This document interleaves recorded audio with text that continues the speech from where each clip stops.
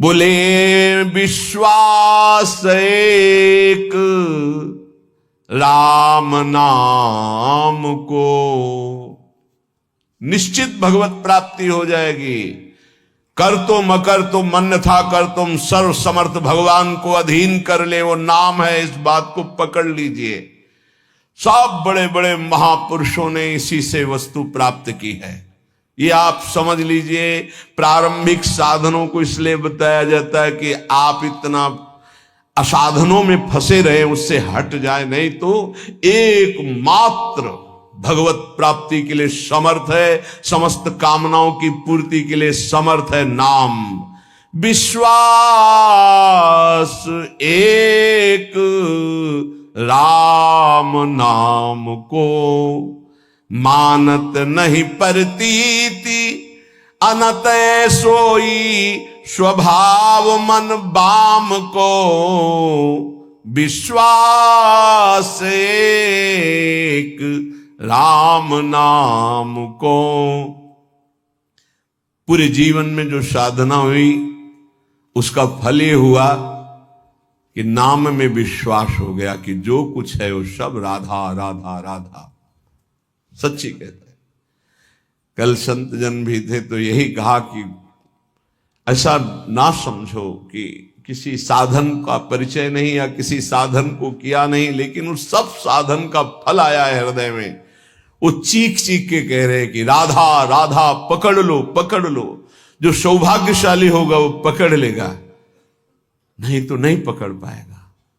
पक्का समझ लीजिए पूरे जीवन का सार। गोस्वामी जी कह रहे, मैं भगवान शंकर को साक्षी करके कहता हूं, मेरी जबान गल जाए यदि रा और मां के सिवा, मैं जरा भी झूठ बोल रहा हूं, ये मेरे माई बाप है, इसी से मुझे सब कुछ प्राप्त हुआ है।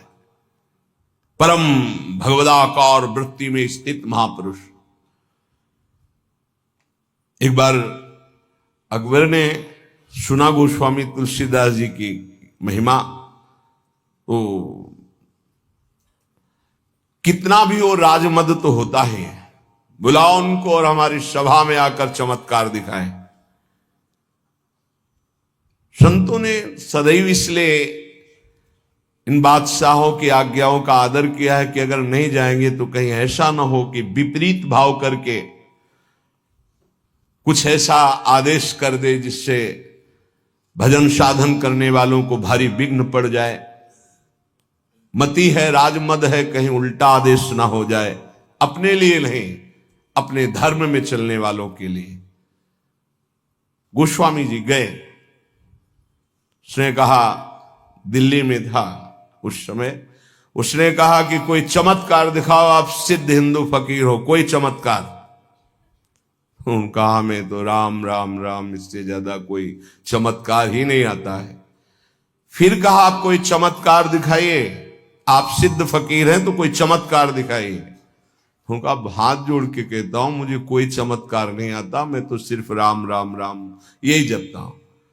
बोले आप जान रहे हो किससे बात कर रहे हो? हाँ आप बादशाह हैं। बोले आपको दंड भी दे सकते हैं? तो बोले दे सकते हैं, बस राम राम, इससे आगे मैं जानता ही नहीं कोई चमत्कार। बंद कर दो उन्हें, जेल में बंद कर दो। वो ये परीक्षा करता था, जब सिद्ध चमत्कार कोई निकल आता था तो घुटने टेकता था, अन्यथा बादशाह तो था ही। बड़े बड़े संतों को बुलाया है और उनसे चमत्कार की बातें कही। गोस्वामी जी को जब जेल में बंद किया तो उन्होंने हठीले हनुमान जी का स्मरण किया कि देखो भाई, हमें तो कोई चमत्कार आता नहीं महाराज, आप जानते हो वो आपके हम दास हैं, और स्वामी की बेइज्जती आपको भी पसंद नहीं आएगी। सब कहते हैं कि गोस्वामी सियाराम का दास है और आप भी सियाराम के दास हैं महाराज, अब आप देख लीजिए। करोड़ों असंख्यों न जाने कहां से बानर प्रकट हुआ कि ऐसे एक एक कंगूरा पकड़ करके बिल्डिंग उखाड़ उखाड़ के फिर विध्वंस शुरू हो गया। हनुमान जी महाराज का आदेश, अष्ट सिद्धि नौ निधि के दाता है, ऐसा जानकी जी ने वरदान दिया था। देर नहीं लगा, हाहाकार मच गया पूरी दिल्ली में। बादशाह से कहा चमत्कार शुरू महाराज। आपके जितने भी अंगरक्षक सैनिक जो सम्महल के उठा उठा के पटक रहे हैं बानर, और न जाने कितने कंगूरे गिरा दिए हैं, बिल्डिंगें विध्वंस हो रहे, मना लो महात्मा को, नहीं कुछ ही मिनट में पूरी दिल्ली को भी ध्वंस कर देंगे आपके जितने महल हैं। तुलसीदास जी के चरणों में गए, प्रणाम के बोले पहले चमत्कार दिखा दे। बोले अब भी कह रहा हूं, कोई मेरा चमत्कार नहीं, हम सिर्फ राम राम जानते हैं। ताज उतार के रख के चरणों में बड़े सम्मान से विदा किया। केवल नाम, विश्वास एक राम नाम को। एक ऐसे महापुरुष हैं गोस्वामी तुलसीदास जी, हृदय से कहता हूं, जो प्रेम में, ज्ञान में, वैराग्य में, योग में सबसे बढ़े चढ़े हैं। किसी भी विषय को देख लो, रामचरितमानस में सरल भाषा में ज्ञान, वैराग्य, भक्ति, दैन्यता, योग, बोध सब विराजमान है। बड़े अद्भुत महापुरुष। दैन्यता की तो मूर्ति और ज्ञान के समुद्र है, और वैराग्य की चरम सीमा है, चरम सीमा। और अनुराग का तो कहना ही क्या है। कह रहे मानत नहीं परतीति, ये कोई विश्वास नहीं कर पा रहा नाम पर। एक माया का ऐसा प्रभाव है, क्योंकि नाम पे विश्वास हो गया, काम बन गया। जितने महाभागवत भक्तों के चरित्र हैं आप पढ़कर देख लीजिए, सब नाम प्रेमी पाए गए। और जहां नाम नहीं है तो वहां देखा है सब साधन करने पर भी प्रमाण है, एक नहीं लाखों प्रमाण ऐसे मिले हैं। कल भी आपको बताया था, ऐसे आए, बहुत सुंदर साधन चल रहा है, लेकिन उनका प्रश्न था, मेरा मन चंचल और अशांत है। बस सरल भाषा में समझ लीजिए। एक उदाहरण दे चुके सत्संग में कई बार कि एक संत ने प्रेत सिद्ध किया, गुरु प्रदत्त मंत्र से प्रेत प्रकट हुआ और कहा कि हमें काम बताओ, नहीं हम उठा के पटक देंगे। तो जहां काम बताते चट्ट कर देता वो, अब काम बताओ, नहीं उठा के पटक देंगे। वो परेशान हुए, बोले 2 मिनट तुम इस काम को बराबर करते रहो, मैं आ रहा हूं। गुरुजी के पास गए, बोले तो आफत हो गया। वो कह रहा काम बताओ, नहीं तो उठा के पटक देंगे। तो वो काम बताओ, पटकने का नंबर कैसे आएगा, एक खंभा गाड़ दो, उसे कहो चढ़ो उतरो, जब और काम होगा तो बताएंगे इसी में चढ़ो उतरो। हाँ, तो जानते हो प्रेत कौन है? मन। अगर इसको काम में नहीं लगाया तो उठा के पटक देगा किसी विषय में ले जाके। क्या करो, नाम का खंभा गाड़ दो, राधा राधा राधा, चढ़ो उतरो, राधा राधा राधा, जब कोई काम होगा तो बताएंगे राधा राधा राधा, सिद्ध हो जाओगे। नहीं उठा के पटक देगा काम में, क्रोध में, लोभ में, मोह में, मद में, मत्सर में। इसके बहुत तरीके हैं, समझ ही नहीं पाएगा। बाद में समझ में आता है कि गिर गए, गिरते समय समझ में ही नहीं आता गिरते हैं। ऐसा विचित्र इसका आकर्षण है मन का। तो मानत नहीं परतीत अनत, ऐसोई स्वभाव मन बाम को। ये विरुद्ध चलता है, शास्त्र विरुद्ध चलता है, गुरु के विरुद्ध चलता है, मन के विरुद्ध चलता है। बड़ा विचित्र खेल है। जैसे आप खिड़की से देख रहे हो, नीचे वाला देख ना पा रहा हो कि तुम्हें देख रहे, ऐसे गुरुदेव सबको देखते रहते हैं, हर दृश्य को देखते रहते हैं। गुरुदेव कौन है? प्रभु है, प्रियालाल ही है, वो सब देखते रहते हैं। आपको लग रहा है मुझे कोई नहीं देख रहा, वो देख रहे हैं। ऐसो स्वभाव मन बाम को, हरि की गुलामी छोड़कर, हरि की दास्ता को छोड़कर, रुपये की, भोगों की, नाना प्रकार की वासना की गुलामी स्वीकार करता है, वो कभी गुरु का शिष्य नहीं हो सकता, गुरु का पट्टा नहीं हो सकता। गुरु मेहरबान, चेला पहलवान। यदि गुरु की कृपा है तो काम, क्रोध, लोभ, मोह, मद, मत्सर धज्जियां उड़ाता है, वही उपासक है। जो घुटने टेक कर भोगों में बैलेंस बना के चलते हैं, वो गुरु कृपा पात्र नहीं होते। वो ऐसो ही स्वभाव मन बाम को, बाम विरुद्ध आचरण करना, मुंह छुपाते हैं, कहीं गुरु की दृष्टि न। वो देख रहे, वो ऐसी जगह से देख रहे हैं जहां तुम्हारी दृष्टि नहीं, वो एक एक चाल देख रहे हैं। वो छुप के सोचता है कि मैं निकल गया, वो देख नहीं पाए, और तुम्हारा छुपना, तुम्हारा निकलना वो सब देख रहे थे, पर वो मुस्कुरा रहे थे। बेटा, ये तुम अपने आप को फंसा रहे हो, कहीं और कोई छल कपट नहीं कर रहे, अपने आप का नाश कर रहे हो। अगर तुम इस तरह से अपने जीवन को व्यतीत करने को ठाना था तो ये कंठी और तिलक, ये भगवत मार्ग क्यों स्वीकार किया था? खूब संसार में राग रंग में मगन कौन किसको देखता है?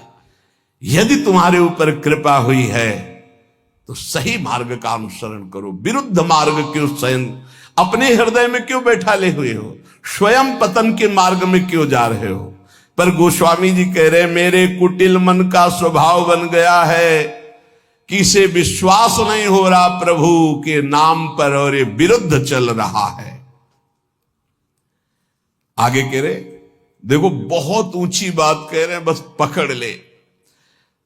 उन महापुरुष ने बताया कि मैं वेदांत का अनुशीलन करता हूं, तो पढ़िबो पर्यो न छठी छमत ऋगु जजुर अथर्वन साम को, व्रत तीरथ तप सुनि सहमत पची मरे करे तन छाम को, विश्वास एक राम नाम को।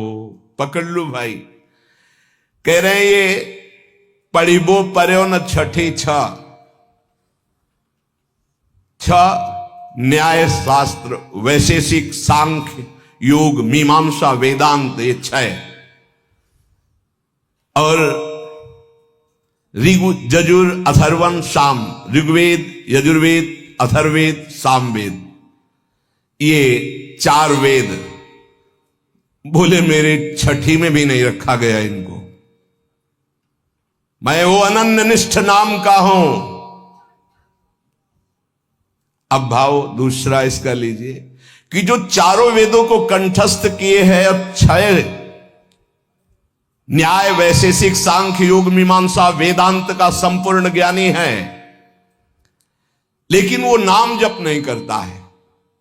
बस ये बात हमने देखी है, ये देखी है, इसी में चले हैं।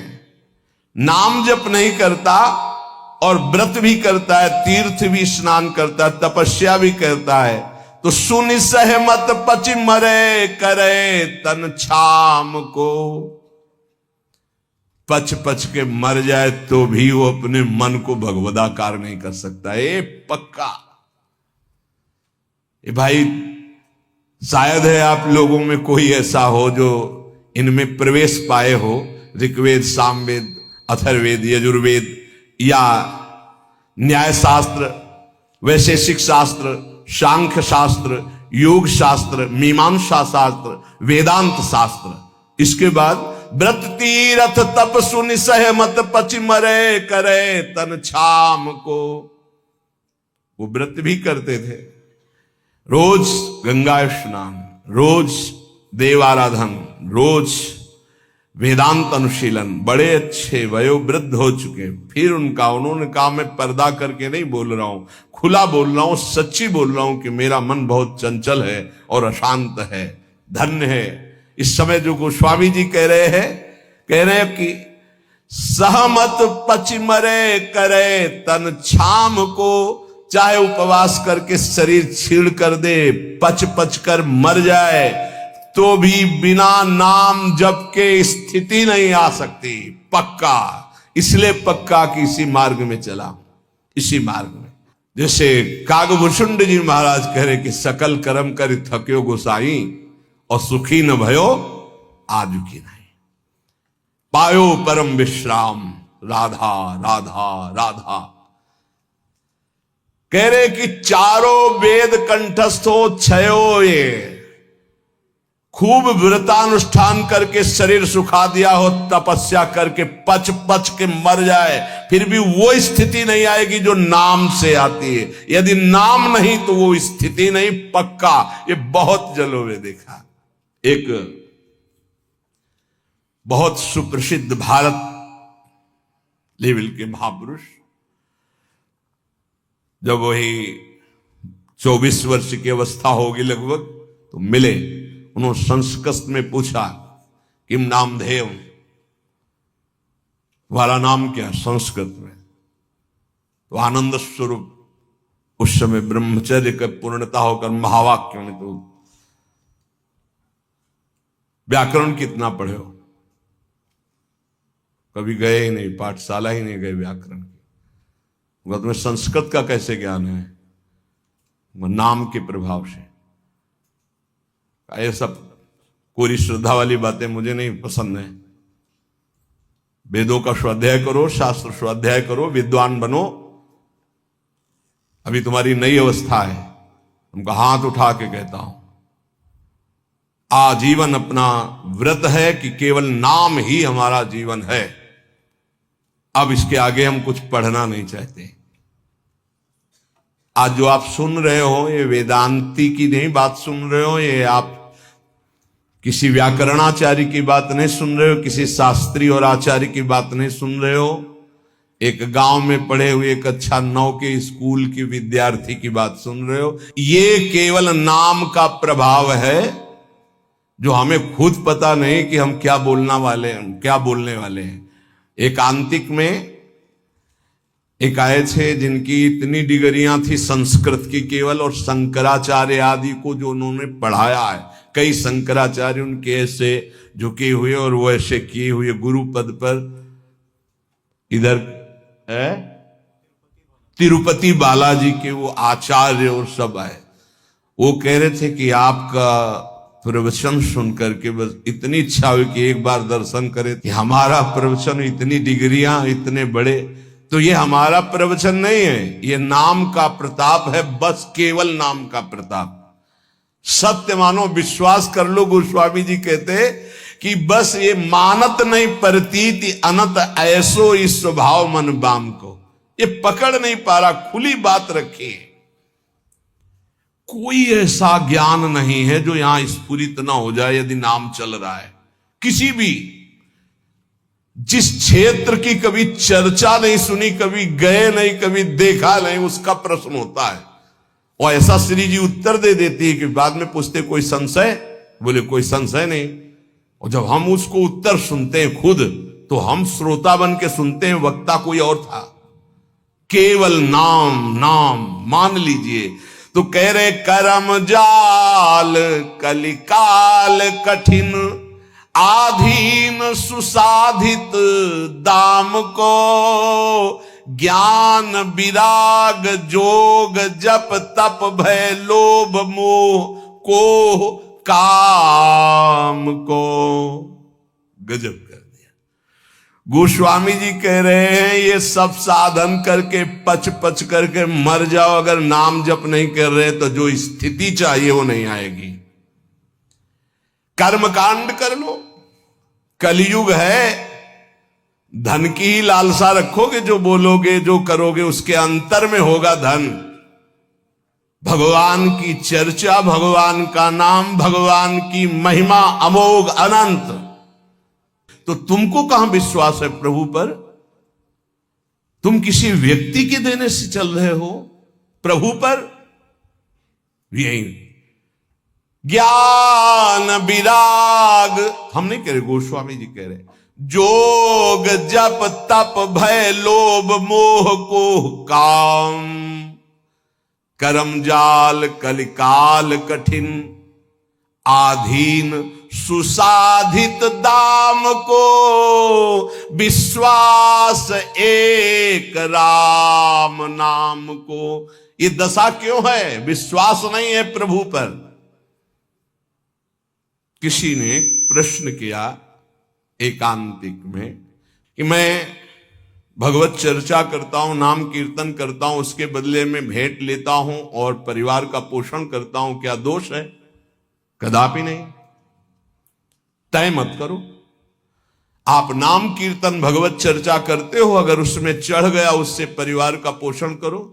लेकिन अगर जबान से हमने 1 घंटा कीर्तन किया और कह दिया कि हमें 100 रुपया दे दो, तो हमने 1 घंटा कीर्तन की कीमत 100 रुपये में बेच दी। ये नहीं करना, हमें तय नहीं करना। कौन मानने के लिए तैयार है बात? वही जिसको भरोसा केवल प्रभु का है। ये नहीं कि ऐसे प्रवक्ता थे नहीं या है नहीं।